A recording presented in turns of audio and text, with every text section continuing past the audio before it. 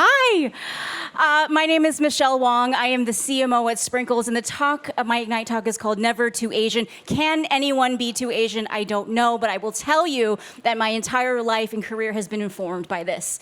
I grew up a proud Asian. My grandmother had an enduring career in Hollywood as an actress. My aunt, a dancer, the first ever Asian Laker girl, danced in the Paula Abdul era, pretty cool. My mom was a political and social activist in East LA. I stood on their shoulders, and I had no misgivings on how hard it was for them to achieve what they did. But it wasn't until I stepped out on my own that I faced the perceptions that other people had for me on what they thought an Asian could or could not be. I spent nearly 20 years in advertising. I was the president and managing partner at my agency. The first ever a woman had held that position, and a person of color had held that position in its 50-year history.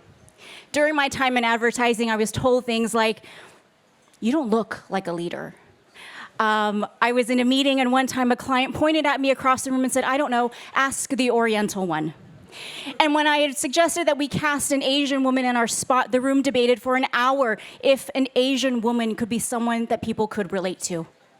Now, when I'm CMO at Sprinkles, I introduce myself with my title, and people say, "You're a CMO?" Or I get, "I had no idea the CMO of Sprinkles was Asian." And it really dawned on me what that means for a person like me to hold a position like this. Now, we have come a really long way. Culture has changed. There's been so much Asian influence in everything from food to arts and culture, and everything from your favorite new condiment. Who doesn't love chili crisp? And just this year, 8 of the 12 James Beard Best Chef Award winners were Asian chefs.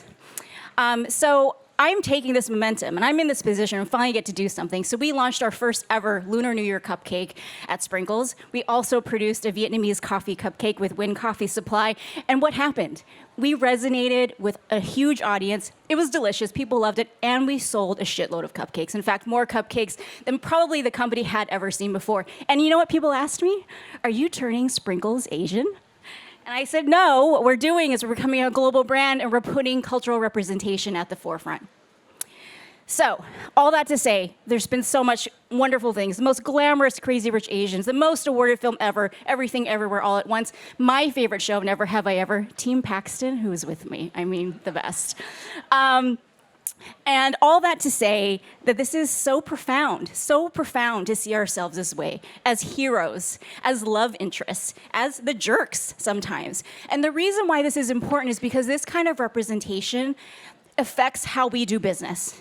Now, when we think about who we're hiring, who we're bringing on as creative talent, who are the agencies that we're bringing on board, who are the leaders that we're putting in place, do you see and recognize Asian talent? Are you able to look past the stereotypes of the diligent, quiet, hard worker that's in the background?